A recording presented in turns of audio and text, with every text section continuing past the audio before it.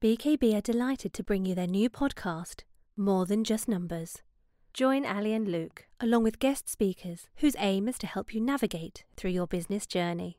Business is more than just numbers, and at BKB, the team provide financial direction and leadership, so each episode will cover a different topic that will help you and your business grow. We hope you find this episode of value. So thank you, Andy, for joining us today on the latest podcast regarding the housing market, mortgages, and all those property-related taxes we talk about a lot. I suppose we'll kick off straight away, really, with how are things at the moment for you in the mortgage world? Yeah, pleasure to be here. It's manic, and it has been the whole of the pandemic. Apart from the very first lockdown, it's been pretty silly. Every man and his dog has moved house. So it's been very, very, very busy, but also difficult for some sectors of society, whether they're employed or self-employed. We had the fun of furlough for employed at one point, which lenders were taking, then not taking. But yeah, and the biggest issue at the moment is house prices have risen by so much that we're trying to squeeze every penny out of everything we can to make them be able to buy the properties they want. And I think you've just raised a very, very good point there about the whole furlough and the self-employed. Obviously, the lenders are constantly looking at self-employed and how to give them finance. How are you finding it with the lenders at the moment for specifically self-employed people? Self-employed are still difficult with some lenders. Some lenders are getting better all the time. I mean, a lot better all the time. The biggest issue we had with the self-employed through this whole pandemic period was that up until April last year, everybody was working on pre-pandemic incomes. And then we had the pandemic year with lots of lockdowns. Some people did very well. You had builders and trades that worked all the way through. So their SA 302s or tax calculations, whichever you want to call it, looked fine. But lenders were still of the, we don't really know, we don't really want to do your mortgages, but we've got to type attitude. So it is getting better, but there are still some snags in there. So you've got lenders like Halifax who will still take 1 year's accounts with an accountant's projection and run with that, because their theory is if you've done quite well in a pandemic year, why should we not lend to you? But if you're looking at somebody that's been self-employed for 3, 4, 5 years, they are now looking at the lowest of the last 2 years tax calculations. So you could have somebody in this ridiculous situation where 2 years ago, or in 1920 period, earned £20,000 on their tax calculation, and then 2021 earned £100,000, and they're only going to take the 20. It's absolutely ridiculous. But then you've got other lenders like Santander who've now moved back to using latest year's accounts with backup from you as the accountant. But the only thing that they are doing is the maximum of 75% loan to value. So you've got to have a big old chunk. But there's a full range. Some lenders are being very good. Some lenders are being not so good. And it's just finding our way through with that with self-employed. And it still amazes me how much new business we get as accountants, because as you know, and our clients know, we're fully qualified regulated accountants. And in order to get those accountant certificates signed off, a lot of people don't realise that their accountants aren't actually qualified and able to do that until they come to go to their accountant and say, can you sign this form for me? And they turn around and say, well, I can't because I'm not qualified. And we actually get quite a lot of business for that. And have you seen that tighten up at all over COVID or with anything that went on there? Yeah, they're asking, lenders want as big as look into people's finances as they can get. And so any stir from accountants is going to be absolutely massive. So one of the things that we'll pick on Santander, for example, they do accountants references all the time. And one of the things, as you know, they've got a box at the bottom for notes, and they want to know what you think, and it's a terrible, and I know you hate doing it, projection for the coming year for that client. And what they want to see is the company likely to grow? Is it going to stay the same? Or worst case, is it going to get worse? And with some industries, obviously they're going to flag and they know which way it's possibly going to go. But for example, if you had a trade, he's had the last couple of years has been very good. If you've got somebody who works in events, then it's been an absolute nightmare for them probably. And so it is very difficult because, but just going to say in the sense that when you speak to your client and say, how do you think it's going to be for the next 12 months? Because I've got this accountant certificate to fill out for you for your mortgage. Very often you get, you always get told it's going to be very lucrative the next 12 months and the profits are going to be very high, obviously. Absolutely. And you just don't know.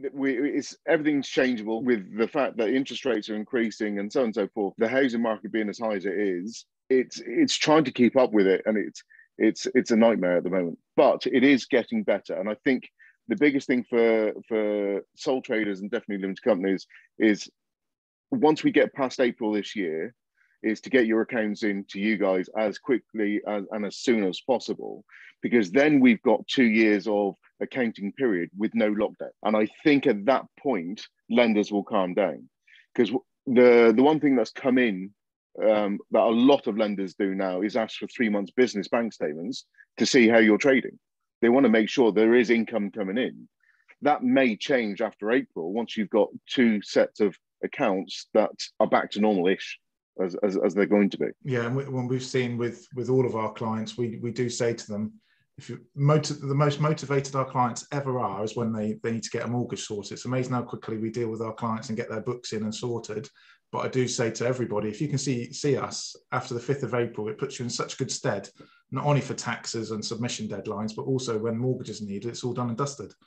Well, also, if you've got lenders that want projection halfway through the year, you've already done their accounts, so you know what the last year has been. You could possibly see what their turnover is so far for the first 6 months. You can give a better idea for the lender at that point.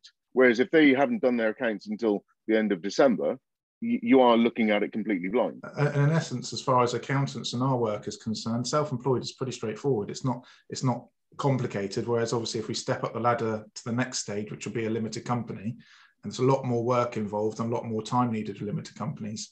And I've seen certainly from some of the applications we've done with you, Andy, that some lenders will ignore the personal return and look at limited companies instead. Yes. So there's a few lenders out there that instead of just looking at, again, tax calculations, SA302s, whatever you want to call them, they'll look at the bigger picture and they'll look at what the business is doing.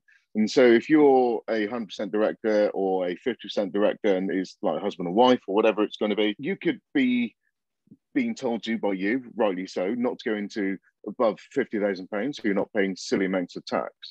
But the company may have made £100,000.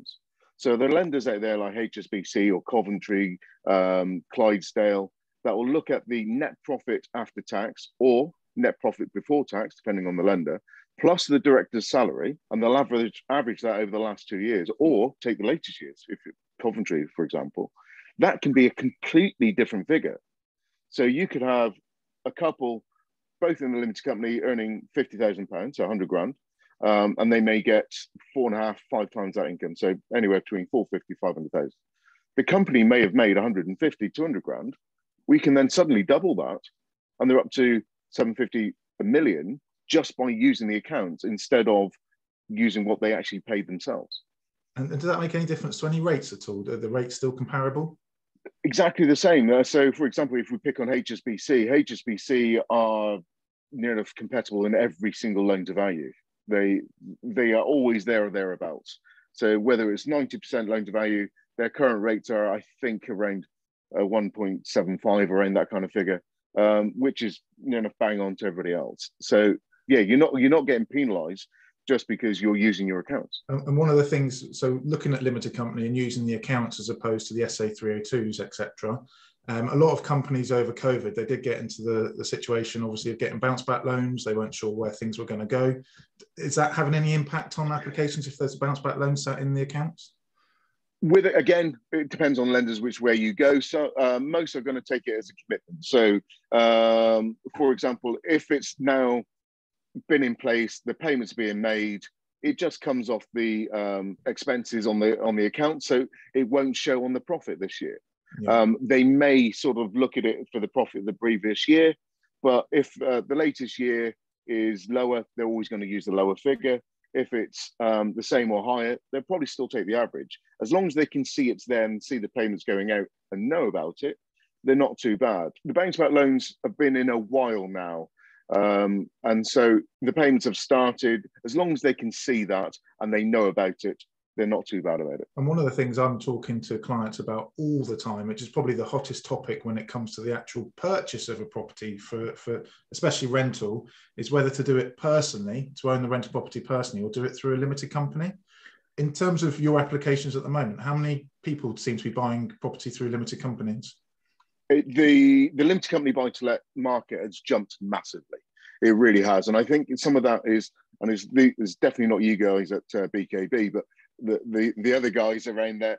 Accountants tend to change their ways of doing stuff very slowly. With limited company, there are tax savings and lending options that are better for higher rate taxpayers. So for example, if you did a buy-to-let in your personal name and you're a higher rate taxpayer, the lenders will lend you less because they know you've got to pay more tax because you've got to pay 40% tax or whatever it's going to be. If you're doing it through a limited company, they know you can control how much tax you pay. So you're only paying corporation tax, so they will lend you more. So there's a benefit on doing that. Obviously, the other tax benefits that you know better than me, and I'm sure you can explain. The only problem with them, or not so problem, the rates are different. If you're doing it in personal, 75% loan to value, 25% deposit, which is the normal for buy-to-let. In a personal name, is around about the 2% mark. In a limited company, that will jump up to 3, maybe 3.2%, just because the lenders that do this are more specialists. They are backed or securitized by bigger companies. They are taking a little bit more risk. And one of the things we see often is it has to be set up, the limited company has to be known as an SPV, a special purpose vehicle. Yeah. And that initial inertia of that first property in a limited company, that sometimes can be a bit of a stall on lenders wanting to lend. It seems to be that once you've got a few properties in the company, obviously they're a bit more inclined to lend funds. They're not too bad, to be fair. I mean, you could theoretically, and all the limited company lenders, buy-to-let lenders out there will say you could set up the company in the morning and lend on it in the afternoon. Technically, yes. I think the hardest part has been setting up your bank account for the limited company, which for the last 2 years, lenders, because the banks about loans and everything else, have been reserved about giving out new accounts readily. So that can be a sort of slow process. But once set up, no, there shouldn't be any real restrictions. It just depends on how we set it up, basically. But the ultimate key is you still need that 25%. You can get away with 20%, but the rate's a heck of a lot higher, and you don't really want to be doing it. And also, don't forget, although there are two lenders like TMW, which is the Mortgage Works, which is nationwide, they don't like you swapping your money from, say, your current business, if you're a limited company, and passing it across to your new SPV, whereas other lenders, I'll pick on Foundation, do not care about that. Yeah. They don't care where those funds have been come across from, as long as they are in charge of that or have a director's guarantee for the new lending. And what we've been doing quite a lot of for clients that have got some extra cash in their limited company that they don't need to live off of, and they want to go down the property route, is we've been looking at putting a holding company above their trading company, which then owns the property company below. And the funds can then move up to the holding company, then down to the property company.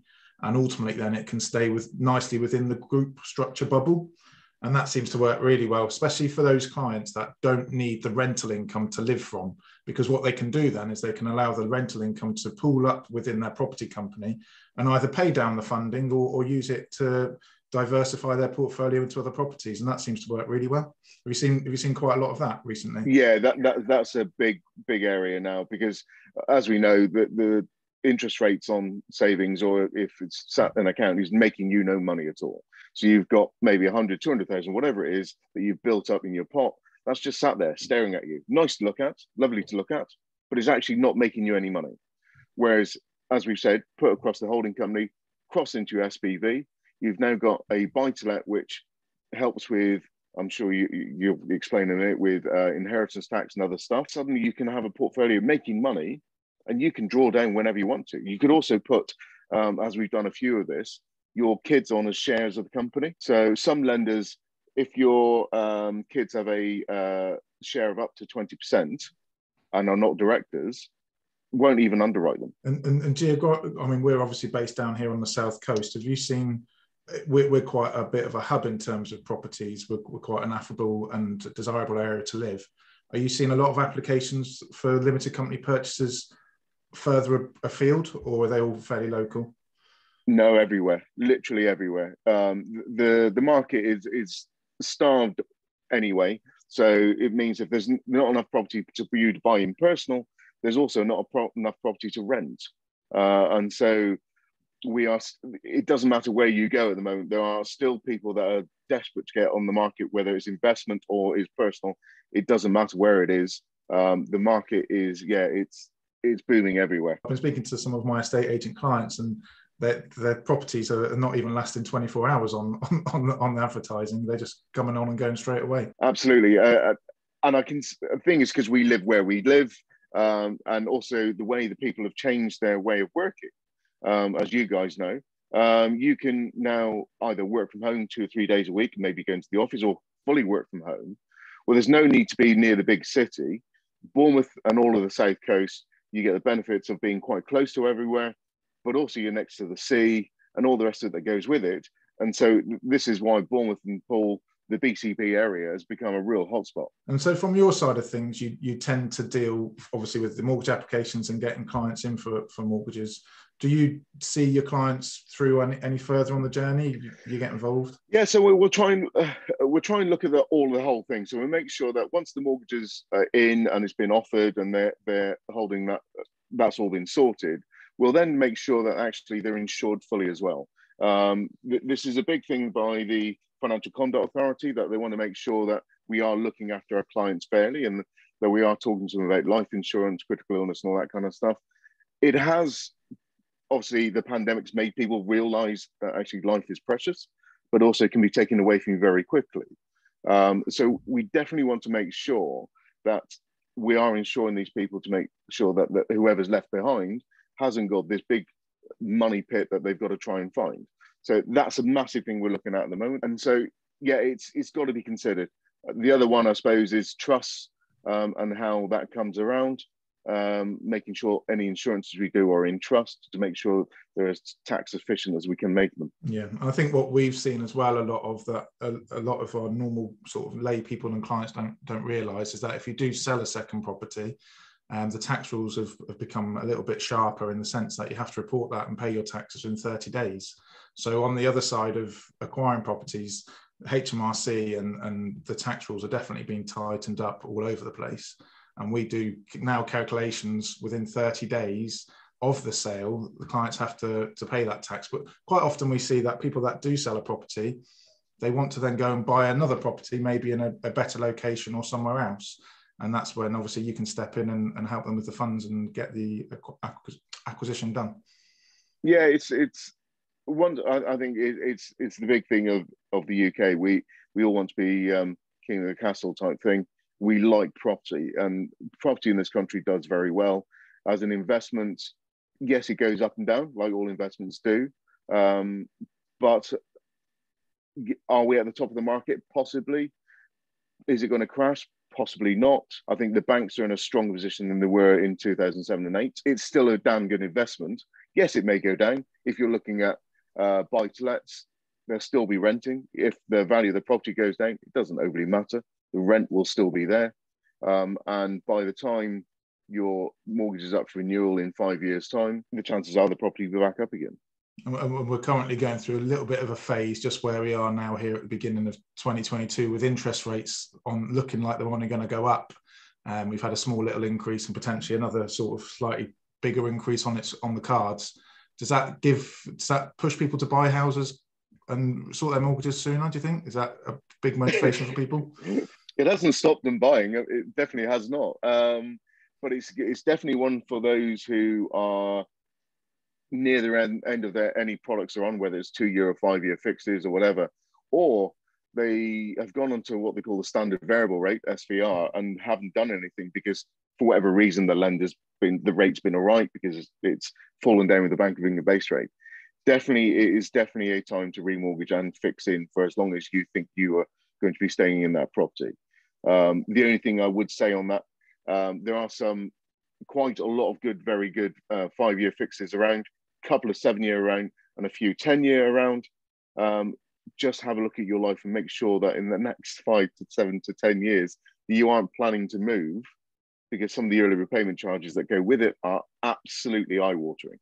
So, wow. But it's a very, very good time to lock in if you can. And in terms of age restrictions, they seem to have laxed up a little bit on the age restrictions in getting mortgages. What sort of ages can mortgages run to nowadays? You don't want to know that. No, so age is a good one. Some lenders, as you say, have relaxed the rules, but a lot of them are also stringent on certain things, and they're silly things in some ways. So if you're employed and you are in a manual role, so let's say you're a bricklayer, the lenders know you're really not going to be doing that past 70. So for those type guys, 70 is your rule. If you're a office-based and you're employed and you're paying into a pension, most lenders will go up to the age of 75 without batting an eyelid. A couple will go up to the age of 80 without batting an eyelid. There are some sort of restrictions on what age you go for the mortgage. It could be that if you're within 10 years of retirement, i.e. 70, then they may want to go and progress on what your pension forecast may be. But if you're in your 40s, 50s, paying into a pension, you could probably go up to the age of 75 or 80 if you needed to for that mortgage. When it comes to self-employed, it's again whether you pay into a pension. So some will, if you're a limited company director, should be paying into some of their profits into a pension pot anyway, because it's very tax efficient. But that would mean then that they know as a director, if you could prove that although you're direct on the business and it's being managed and you are just literally the head of it, not really doing any work in it, there is a couple of lenders that will go up to 80, 85, 90, 95 if we needed to. The rates may be going with it because there's a specialist lending, but age isn't the factor it used to be. It just means you may be paying a slightly higher rate because of it. But in terms of your sort of client base, are you dealing predominantly, so I want to talk a little bit more about limited companies. Are you dealing with more private people versus limited companies? What sort of proportion of what you see coming through your door? We do a lot more residential than we do buy-to-let. The buy-to-let, if we was looking at just the buy-to-let sector, then you've got quite a few are still doing impersonal because they're on their very early start of their journey. They may have one or two properties. The issue you've got with being personal is once you get to 4 buy-to-lets, you're classed as a portfolio landlord. And so lenders start to then pull away from you, don't really want to know you because they've got to stress test the whole portfolio. If you're then looking at limited company, then they're a little bit more comfortable about it, but it's also got to be the overall tax view of it. And this is where you come in brilliantly. You understand it well, and you understand we can't give tax advice. So we've got to send guys like you to go and say, is it better than in their personal name or is it better than a limited company? We may think it's better than a limited company, but we can't give the tax advice to do it. And that's the thing, ultimately, with the tax advice. Obviously, you can't give tax advice that fits one shoe fits all. It just doesn't. There's a lot of variables involved for each individual client. But as an overarching kind of nutshell advice, it does seem that limited companies are being used a lot more and seem to be fitting more clients than holding themselves in the self-employed name, fundamentally, because of all the tax rules that have changed over the last sort of 5 years. The government really have hit hard on private landlords, especially the main one that most people will know about is the interest restriction on the mortgage interest, which at the moment doesn't apply to limited companies. So we are, as accountants, talking to our clients. It pretty much is at the moment, predominantly limited companies are the way forward. Absolutely. And one of the other ones that obviously has been very prevalent because nobody's been going abroad is lots of people now looking at holiday lets. And holiday lets can be done. If you just look at Airbnb sites and look at most of the properties on there, I could probably say that 90% of them are not doing it correctly because they haven't got proper holiday let mortgages in place. Lenders are doing this in both personal and limited. There are definite tax breaks to doing it. How long this will last, I don't know if it's a bubble. That's my only issue. I think if you're going to buy holiday let in Bournemouth Pool, then you're probably going to be fine. People will still always come to this area. I don't think you'll lose out. You'll probably make more money than doing a standard rental. There's a little bit more hassle in it, but there are companies out there that will look after them if you don't want to. And that's the same for both personal and limited company. The only thing with both of those products is the rates are higher.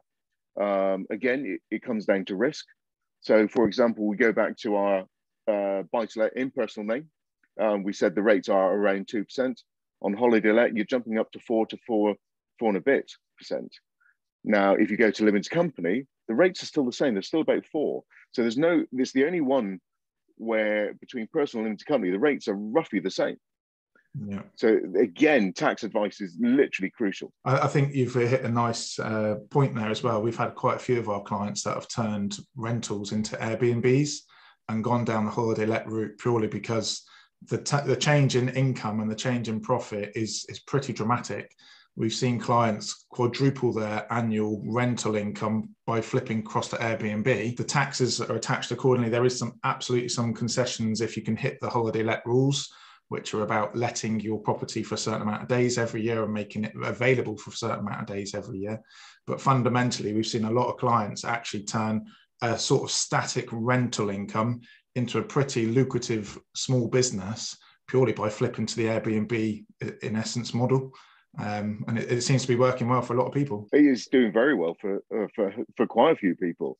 And it's definitely something to consider. And I wouldn't say you do all your portfolio in that one aspect. It's, as with everything, it's a bit of spread betting to make sure you've got maybe a couple in normal standard rental and maybe 1 or 2 in holiday let, just to make sure that you're sort of covered and balanced.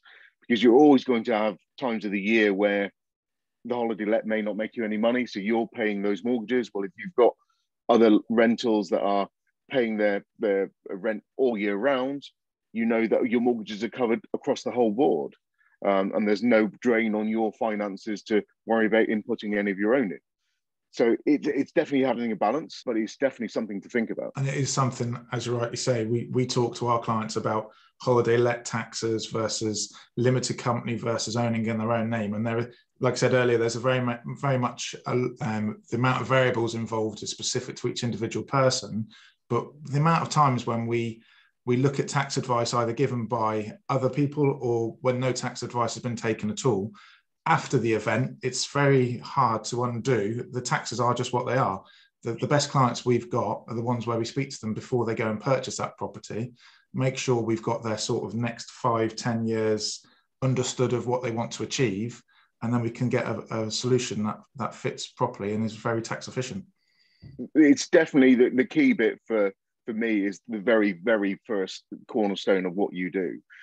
So before we start putting any pens to paper is work out what is your plan for the next 5 to 10 years, as you just said, because any mistakes we make or decisions we make at that point could really hurt later on down the line. So if you are now going to buy a load of property in personal name, you go 5, 6, 10, or whatever it is, the ramifications on that later on down the line could be serious. Whereas if you just sat down right at the beginning and say, right, let's do 1 or 2 in personal, and then let's look at limited company, and do the balance between the two. Yes, the interest rates are higher, but the benefit longer term is always going to be more balanced if you've got the right advice right at the very beginning. And it does amaze me how many people either aren't told or unaware, but actually don't get any advice at all and just get things done and do what they think they can do at the time without any advice whatsoever. Advice is absolutely key at the moment. The mortgage market is so difficult. It is an absolute minefield. Whether it's even just your personal mortgage at the moment, it's a minefield. Whether you're self-employed or even employed, it's a minefield. So when you start throwing in difficulties like buy-to-let, whether it's in personal or limited, if you're not getting advice, you are going headlong blind into something that really could cost you a heck of a lot of money down the line. Yeah, definitely. Well, I think unless I'm out of things to say, really, Andy, it's been really a pleasure to have you. Have you got anything that you'd like to talk about or add to the end? No, not really. I think it's, as we've said, it's a good time to buy. The interest rates are possibly going to increase again this year. So if you're in your property and you're looking at remortgaging, definitely is now a time to go. If you are self-employed, let's get these accounts in as soon as you can come April. Let's prove to these lenders that actually the last 2 years for you have been very good, so that you can put yourself in the strongest position we can to buy as big as you want or whatever it is further down the line. When you are buying, let's make sure you're buying and looking as far ahead as possible. Let's not think, okay, I'll buy a 2-bed property now, I'll sell it in 2 years' time. The market's very good now. I have no idea what the market's going to be in 2 years' time.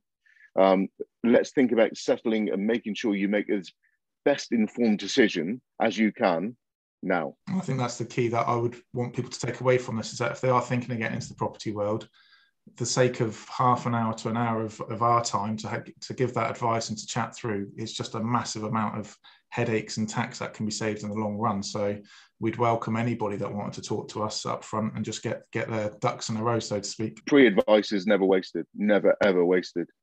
It just could save you so much more money in the long term. Well, thank you for your time, Andy. I really appreciate you taking time out of your day to come and chat with us. And yeah, we'll look forward to what business we do together in the future. Pleasure. Always good to chat. Thanks, guys.